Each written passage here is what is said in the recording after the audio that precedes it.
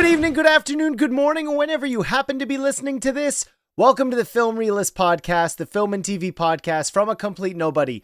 That is hopefully for somebody. Welcome to episode 137. And on this week's episode, I will be reviewing a Minecraft movie. Everybody hold your applause. Another video game intellectual property is getting a movie, probably 5 years too late. It's super exciting. I don't mean to be dismissive, but you're gonna have to hear my full review to understand why. As always, because this is a movie review, there will be a non-spoiler review as well as a spoiler review. Time codes will be listed in the description of the episode. And of course, to round out the episode, I will be responding to listener mail, questions of the week responses, and you can find out what I will be reviewing next week on the show. Let's not waste any more time. Let's jump into my non-spoiler review for a Minecraft movie. This is a crafting table. Here's how it works. You place these elements in different patterns and kaboom! A Minecraft movie was directed by Jared Hess, stars Jack Black, Jason Momoa, Danielle Brooks, Emma Myers, and Sebastian Hansen. There has been a lot of talk about the quality of this movie based on the marketing materials. And while I try not to judge movies based on marketing, they do give you an introspection or an introduction into the movie. They've decided, whatever marketing firm or the studio, this is how we're going to market the movie. And it's very interesting given the long history of a Minecraft film existing. Rob McElhenney was going to be making one for a while. The video game launched in 2011, so we are 14 years in to the run of this entire video game. And there had been a lot of discussion as to, is this actually going to be any good? Unfortunately, I didn't enjoy the film whatsoever. There is an idea of what the concept of the movie is with our lead protagonist played by Sebastian Hansen. And the film's exploration of its basic ideas is minimal at best. There are so many elements of this film that feel reminiscent of other movies. And what's really interesting to me about this is I'm sure there's going to be a conversation about Minecraft fans loving the video game, its expansive lore, which has been quite extensive. And I love people who love this world. What you are able to build and create, the creative flow and the endless possibilities to what you can accomplish in this world is absolutely remarkable. I've not played a second of Minecraft. I'm here to judge the movie. So before you lose your mind on, well, you're not a fan, you're not going to like this, I'm going to be someone who's maybe going to break the glass ceiling on something. Not the glass ceiling. That is not the metaphor I'm looking for. This is going to shatter your idea of why movies are successful, and that's general population. What's most interesting is there's been a really interesting lead up to the opening for this, which was it had a massive opening weekend, which is not what was suspected based on all the early tracking for this. What was super funny was this is a Warner Brothers production, and it was announced at CinemaCon that Superman, which releases in July, would have a 5-minute sneak peek leading up to this. And around that, what I'm meaning is, if this is just successful based on Minecraft fans, then that's absolutely incredible. There have been other movies, Warcraft is an example that's probably going to come up a lot in this review, that only worked for fans of the game from a critical reception standpoint. Obviously, from a financial one, this had a absolutely massive opening weekend. But I'm watching these as a film. I did not like them. I almost said the Minecraft movie. I did not like the Warcraft film. Its introduction to the lore, the story that it told, introducing compelling characters and arcs, only work if you have any sort of foundation in that universe whatsoever. The Minecraft movie is very basic and so many ideas that it could explore, that being one of endless possibilities and creativity is not a part of this story. We get a very basic exploration of trying and an effort and the idea of failure that I'd seen in other movies. As an example being Meet the Robinsons. The way that I could describe a Minecraft movie without getting into any particular spoilers, for whatever reason, a Minecraft movie is a mix of elements of Pixels, Meet the Robinsons, and the Warcraft movie. But it takes the worst elements of those films and combines them into a movie that is not funny. The entertainment value comes from the memeability that is introduced into this, referencing deep parts of the lore. The actual exploration of the overworld feels very shallow. I don't really feel that if you're a fan of the video game, that you would really like the introduction that this has. We have the general elements of crafting, but they're moved aside for a very simplistic story about a MacGuffin within the world of Minecraft. And you introduced 5 main characters who are not likable. The entertainment value in this film comes from Jack Black being just Jack Black, with a character as Steve, as we've all seen in the trailers and what was memed to death about the character in the marketing material, who's just there. I don't like this version of Jack Black. He has had great performances as being that funny guy. An exploration of what might be beyond the surface of this person has been done in other movies, even Jack Black's own films. Of course, Jack Black is a comedic genius, but a Minecraft movie, again, brings back elements of stuff we've seen from him before. The whole concept of his character and elements that we've seen in other movies, and I can get more so into that, into spoilers, because I don't want to ruin it. But this movie, similar to something like Borderlands, in a way that I didn't think I would be comparing them whatsoever, is this movie's boring. Because these characters have such surface level relationships, there's no depth to them. What the actors are given to do is next to nothing. These characters you could describe in a sentence. And because of that, they seem to be more and more one note as the movie goes along. They're devoid of character arcs, which means they really have nowhere to grow. The character's going to tell us about the main exploration of Henry, as opposed to actually having it be part of the story. The general plot lines of a 3-act structure are so frequently present that I'm surprised that, unfortunately, with 5 different screenwriters, and that might come down to the fact that this movie's been in development forever, winds up being a absolute mess. I want a movie like this, where the marketing doesn't sell me on that it's going to work, to completely surprise me. But unfortunately, we get a haphazard adventure story that we don't get to see the characters discover themselves through the exploration, or give us an interesting world. The Minecraft world is cool in its iconography, its cubeness, and how you build throughout, and that's the adventure we have with these characters. The building is a part of the story, but it doesn't feel like it's fundamental to the story being presented.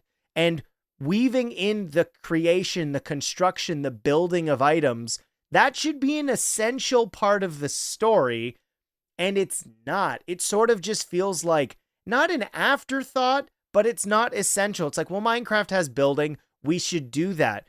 Which is interesting to me, because some of the film, shockingly, seems to have a reflection on retro gaming and the identity surrounded around the particular 80s arcade scene. That was especially jarring because we'd had a character like that before, who's incredibly unlikable in Pixels. And if I'm going to make a video game movie, the last thing that I would recommend is bringing in a character that feels remotely reminiscent to the way that Pixels prevented video game players. We're in 2025. There have been prestige-level video game adaptations, The Last of Us being a great example. There have been a substantial amount of video game films and TV shows that explore the significance of the lore of the world, or continually making it feel as if we're respected and not going for the lowest common denominator joke. There's been 3 Sonic films that have continually raised the bar and managed to give us a compelling arc with a blue hedgehog. I'm not going to get into Super Mario, although that might come up in spoilers and you're going to have to wait to see why. But this movie is just a movie. It has completely unnecessary needle drops reminiscent of a bunch of other kids' films we've had lately, where the jokes are unfortunately such low-brow jokes that I struggled to find laughter. And I'm not somebody, and I try my best to do this, where regardless of how I feel about the trailers of a movie, the movie is, at the end of the day, the thing I'm going to judge. And unfortunately, this is so forgettable because of its genericness. Outside of being Minecraft, if you had put this in any other world, it doesn't matter or hold a candle to what has become one of the most financially successful and beloved franchises in video game history. It is so unique in what people have been able to accomplish within that world, that building in creativity. And that's not to say I would have been upset if that was a main selling point of the exploration of these characters in this world. That would be amazing to have another version of that story, because the avenue to which Minecraft has introduced so many people to what they can do when they are creative within the rules of the world, because there still are rules, but it feels like a checklist was applied to elements we need to include that gamers are familiar with, but then also include some memes that they like, because that's really funny. But we're going to give you a villain who is just evil for evil's sake. We get what's supposed to be a comical backstory, and I am not going to spoil it here. But being inspired by films, whether it was on purpose or not, when this film was being crafted, you wind up being so much more comparable to the worst video game movies. The fact that this is financially successful, I'm not going to lie, is a little disappointing because of the fact that 2025 has provided a bunch of new and original movies that have not been financially successful. Minecraft is a meme-based movie. This is kind of similar to the instances where once the internet got a hold of Morbius, they made it absolutely laughable to the point where Sony thought it was a good idea to release the movie again. In this instance, unfortunately, I'm a little disappointed by the fact that people are rewarding Warner Brothers, who canceled Batgirl, and this is one of their mainstay releases. This obviously is selling off of the Minecraft intellectual property, as well as Jason Momoa and Jack Black. Danielle Brooks is a character, or not a character, she is an actor, who was quite comical in Peacemaker. While it's a show I didn't necessarily love, she's given next to nothing to do. We have a familiar relationship with Emma Myers' Natalie and Sebastian Hansen's Henry that feels very surface level, and we're given dialogue to understand what they've been going through in their life. And we give you a couple sentences, and this is why things are the way they are, but we're not going to explore them with any meaningful depth. The movie is 101 minutes long. So that is an hour and 41 minutes. And it feels like they stretched it to its absolute limits to copy, not even copy, but to cover all what they consider to be part of a blockbuster. You could have a checklist throughout this movie of things you've seen in other movies. And especially in a franchise that is known for its creativity, that to me is ultimately the biggest problem with this movie and the most disappointing. I really can't say anything more about it without getting into spoilers. This is a movie I would not recommend, and you can definitely skip it.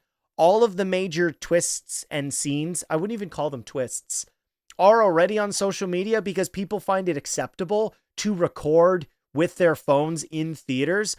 There were people talking throughout my entire screening of this film, which definitely didn't enhance. It didn't detract from my experience. I paid full attention to the movie all the way through, but this movie is a mess and I did not like it. I can tell you more in spoilers.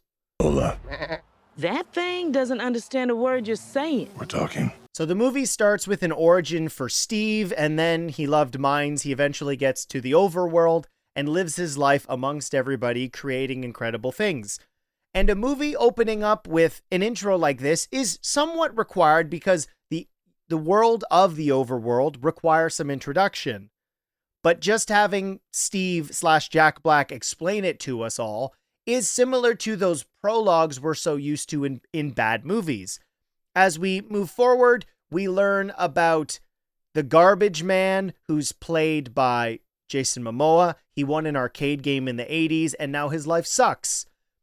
And I was absolutely baffled by this, but Minecraft has a character very similar to that of Peter Dinklage in Pixels.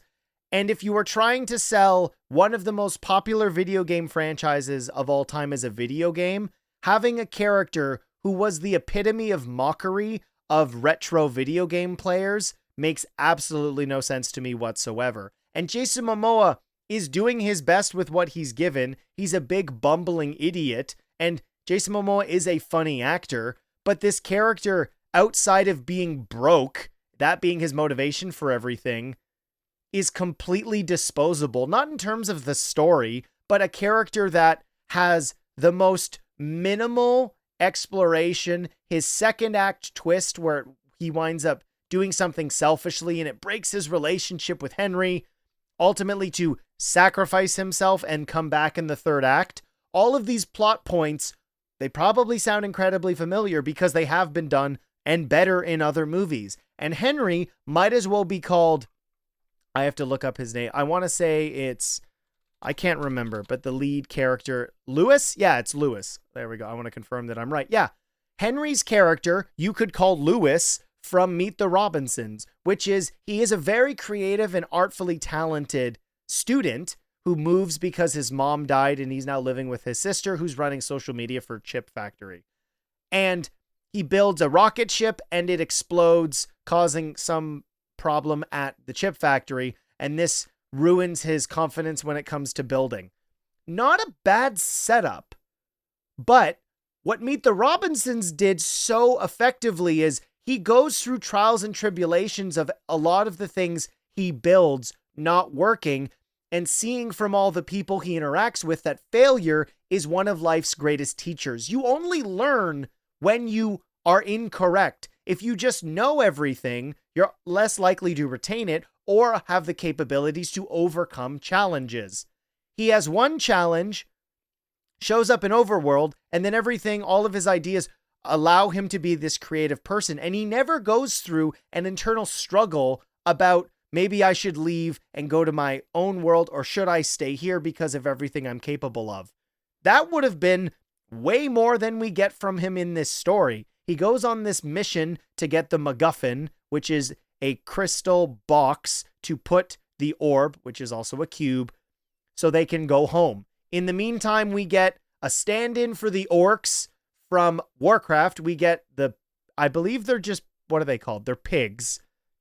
So they're hogs of some sort. I don't actually know if we are told their specific species in the movie. Oh, they're piglins. My mistake. And that's the kind of main crux of the movie. Then we have Danielle Brooks, who was the real estate agent for the two of them, and she just gets trapped in. Henry has a very shallow relationship with Jason Momoa's the garbage man, who's broke, and they wind up in the Overworld.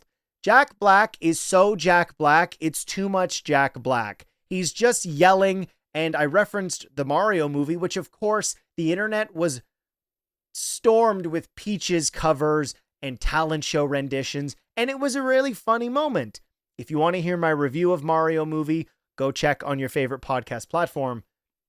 And this movie decides we're going to have needle drops that are just as bad as the Super Mario Bros. Movie, and we're just going to have Jack Black sing a bunch.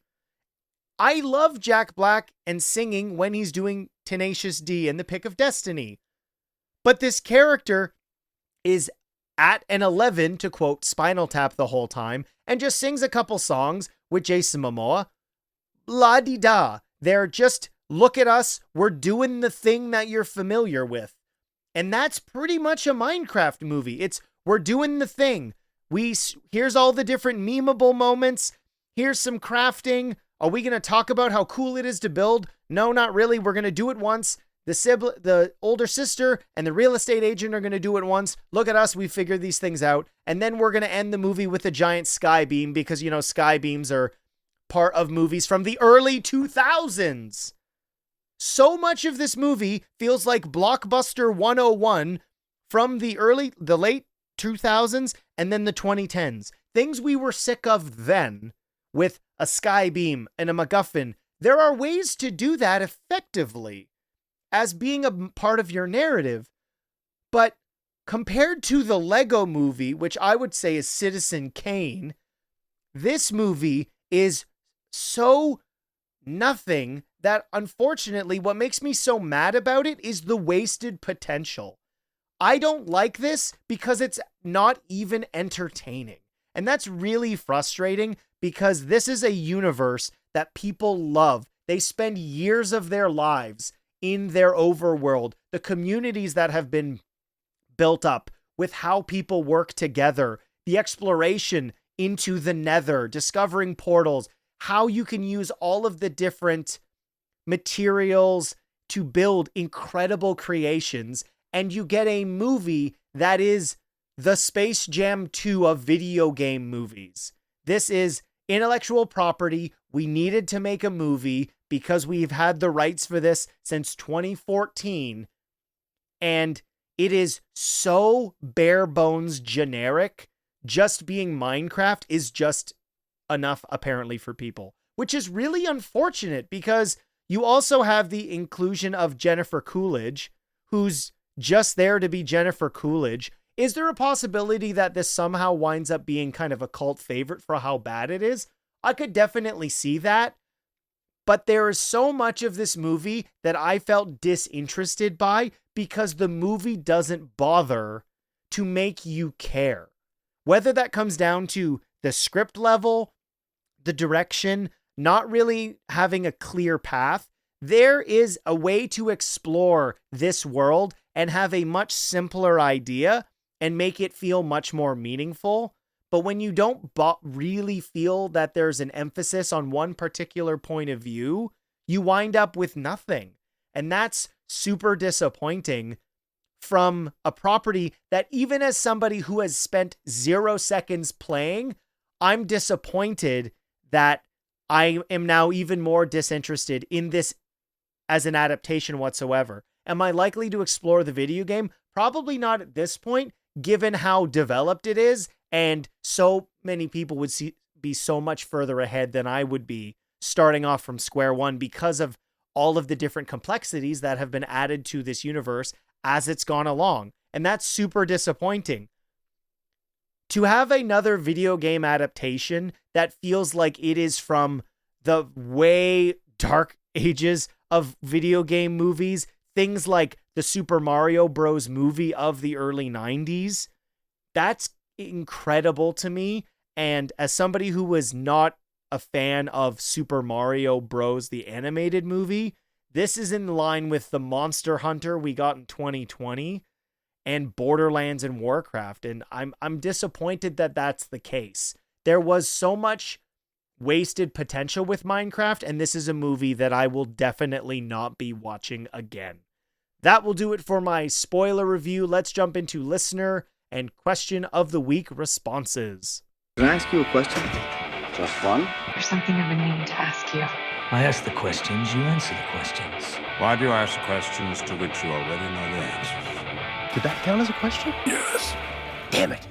Last week's question of the week was, what is your favorite video game franchise that has yet to be adapted to film or TV? We got a bunch of different responses, so let's get to them.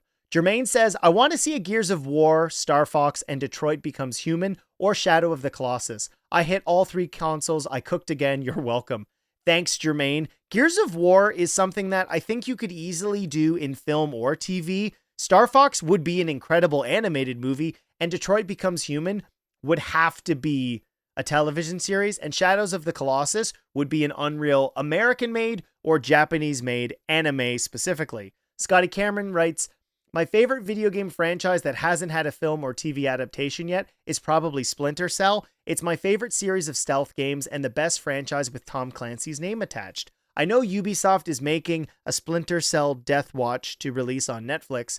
I must ask, why is Liev Schreiber voicing Sam Fisher in an anime when Michael Ironside is voicing him in the games? It looks like Skydance only has rights to TV and film to Tom Clancy novels, not the games to release on Amazon Prime. I think my answer, well, I do actually have an answer for you, Scotty, which is Michael Ironside is very much getting up there in age.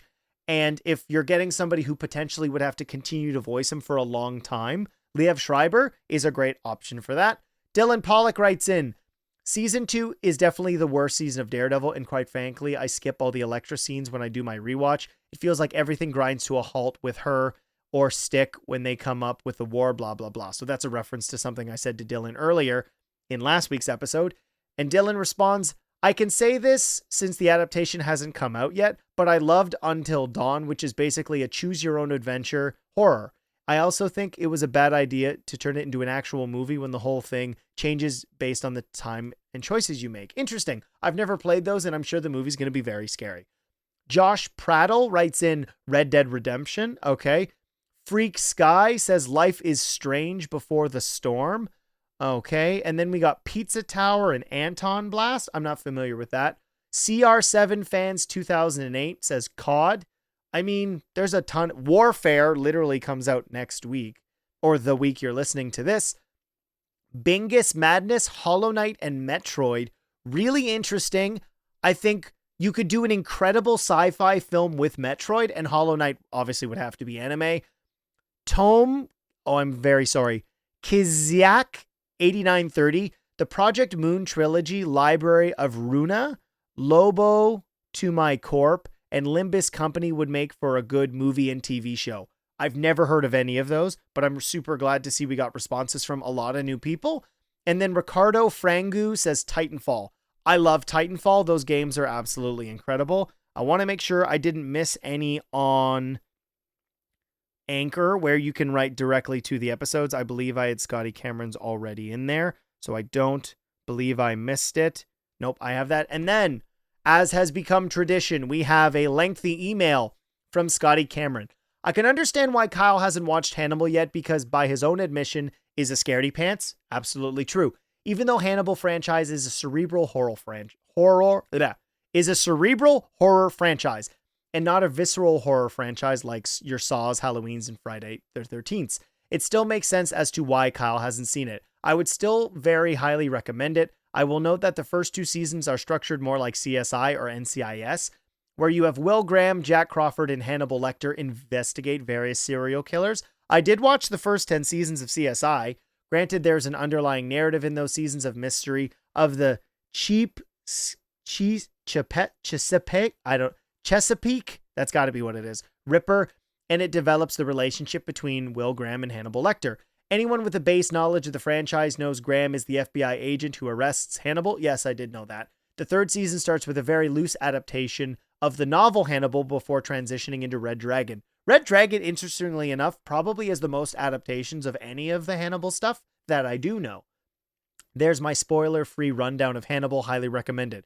Content warning, Hannibal, the show, has more graphic violence than the films based on the same novels. It's actually crazy that NBC allowed Living Dead Guy Productions and Gaumont International TV to get away with that on their network. Watchmen is a fair answer. I love that show too. I'm cool with graphic novels used as answers, as things being considered. I also read more graphic novels than novels. Granted, I like to break up reading graphic novels by throwing a novel in between. The way I get the best of both worlds, I'm glad Kyle thought about it and didn't just answer Reacher. If Kyle is open to answering a follow-up question, of course, Scotty, that which medium of entertainment lends itself better to adaptation, novels or films? Films generally follow the books more closely than seasons of TV. Just take Hannibal, for example. The film Red Dragon is far more faithful to the novel than the TV show. However, the extended time of the show provides the season of television a lot more opportunity to build on the characters. So I actually found Will Graham and Hannibal Lecter and Francis Dollarhide to be more compelling in the show as opposed to the film. Same is true of the Reacher show versus the films. Granted, I haven't read the novels that are based on the ones in the show. From my understanding, based on the Reacher wiki, the films follow the novels. They're based on more closely than the show does with the novels. Yeah, and then another segment of this response. I love you, Scotty, so much. These are fantastic. Yes, I too hate when comics and novels go out of print because it means combining every local comic shop, half-price books, vintage stocks, Entertainment Mart to see if anyone has traded or digging through eBay to find them. Image Comics and Skybound Entertainment, please print new editions of Tech Jacket trades like you were doing with the Invincible trades because Tech Jacket 1 from The Boy from Earth is no longer in print. I would like the others to not have to go through the hassle I did to get my copy. I'm going to skim through this, Scotty. Apologies. Don't get me started in the print status of licensed comics. I love that you're making compendiums of Marvel, IDW, DDP, and Dreamwave, Transformers, and G.I. Joe. I would like if you also print smaller one. Okay, Scotty. Yes, that was a bit lengthy. Kyle raised a lot of questions on prints. Thank you very much. I think for the most part, Scotty, based on your question, when it comes to adaptation of novels into film or TV, ultimately it really does come down to the length of the novel. An example that, and this is probably going to be quite controversial as I'm reading through the books with my daughter, the Harry Potter films, the adaptations, I would say 7 out of the 8 really do work as film adaptations, where even as somebody who grew up with the books and then loved the films as well, those novels are going to feel much more invested and explored as 6 to 8 hour television series. There's a lot of supporting characters who we don't get to have as much as a meaningful relationship in than we do in the novels. That's not to say one is better than the other.